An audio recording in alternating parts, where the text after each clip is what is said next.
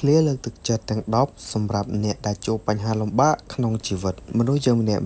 តែងតែមានបញ្ហាក្នុងជីវិតរៀងៗខ្លួនមានពេលខ្លះយើងមិនចង់បានអ្វីក្រៅពីពាក្យលើកទឹកចិត្តនោះទេខាងក្រោមនេះគឺជាឃ្លាលើកទឹកចិត្តទាំង10សម្រាប់អ្នកទី1ភាពរឹងមាំនិងការរីកចម្រើនទៅមុខអាចកើតឡើងបានដោយការឆ្លងកាត់ការប្រឹងប្រែងការជំនះនៅឧបសគ្គឥតឈប់ឈរតែប៉ុណ្ណោះទី2ភាពស្ងប់ស្ងាត់គឺជាប្រភពនៃសេចក្តីរឹងមាំដ៏ខ្លាំងក្លាបំផុតទី3ភាពរឹងមាំមិនមែនទទួលបានមកពីជ័យជំនះនោះឡើយ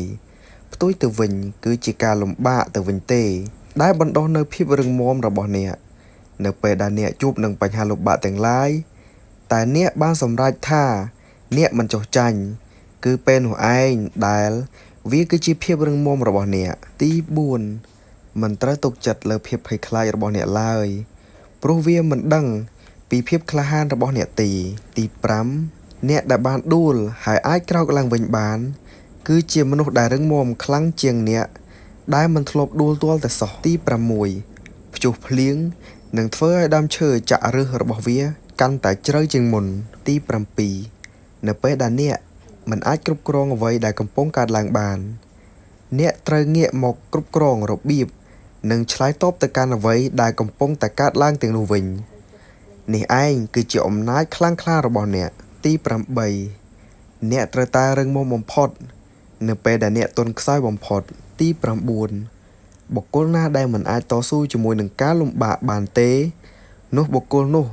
គឺមិនអាចរស់នៅបានឃើញរឿងល្អៗក្នុងជីវិតរបស់គេបានឡើយទី10អ្វីៗទាំងអស់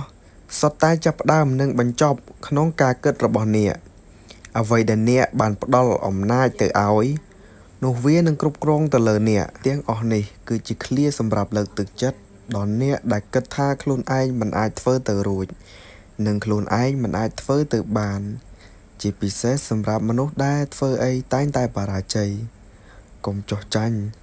តែលើរឿងដែលកើតឡើងទៅលើជីវិតរបស់ខ្លួនយើងត្រូវតែជំនះនៅឧបសគ្គដែលកើតឡើងមានចំពោះយើងទាំងអស់គ្នាព្រោះអី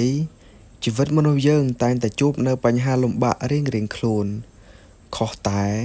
អ្នកខ្លះជួបនៅបញ្ហាច្រើនហើយអ្នកខ្លះទៀតជួបនៅបញ្ហាតិចហើយអ្វីដែលសំខាន់ដែលបញ្ហាដែលយើងបានជួប